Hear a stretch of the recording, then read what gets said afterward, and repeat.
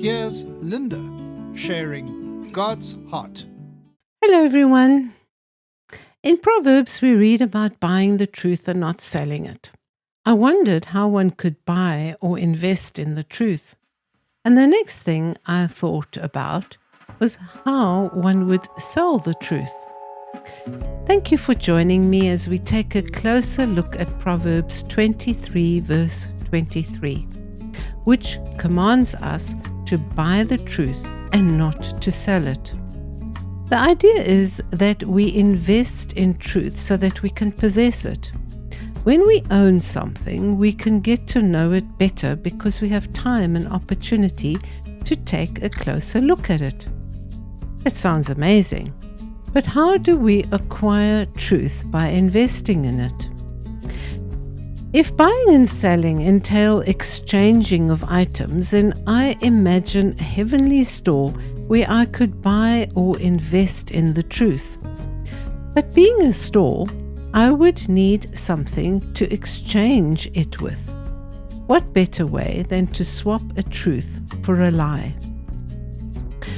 For example, say I believe the lie in my heart that I am not accepted by God, but I know in my head that there is a truth that I am accepted by God in the beloved Son of the Father.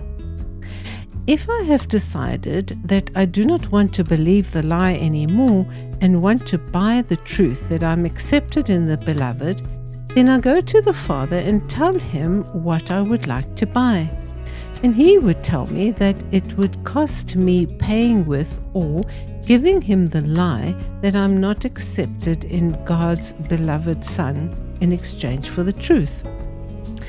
The exchange will be made, and I can now bury the truth of the assurance of the Father's acceptance in my heart.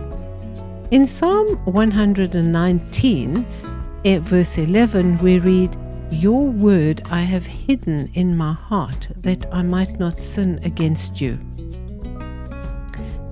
Now, we are also commanded not to sell the truth. If, for whatever reason, I have, as it were, buyer's regret and am duped into thinking that it would be better or easier to believe that I'm not accepted, I can go back and sell the truth in exchange for the lie again. This may sound unbelievable, unthinkable, but it occurs more often than we think.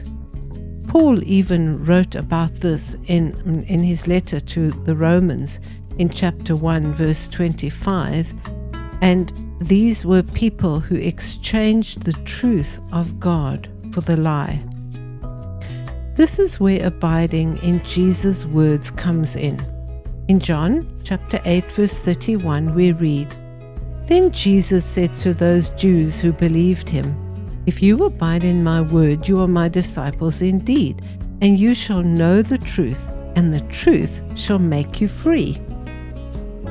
Jesus told us that he is the truth in John chapter 14, verse 6, and here he tells the Jews who believed in him that abiding in his word would lead them to knowing the truth that would make them free. Jesus implied that becoming free is a process, and in John chapter 8, verse 36, he said, "Therefore, if the Son makes you free, you shall be free indeed." In John chapter 17, verse 17, Jesus also asked the Father to sanctify us by his truth, because his word is truth. And the Father's heart for us is, "As my servant David praised my name for my loving kindness and my truth, because I've magnified my word above all my name, so I set before you the truth of choosing life, blessing, and good. Come to me to exchange every hold of death, curse, and evil, so that you can truly live in the truth, what it means to live in my good blessings."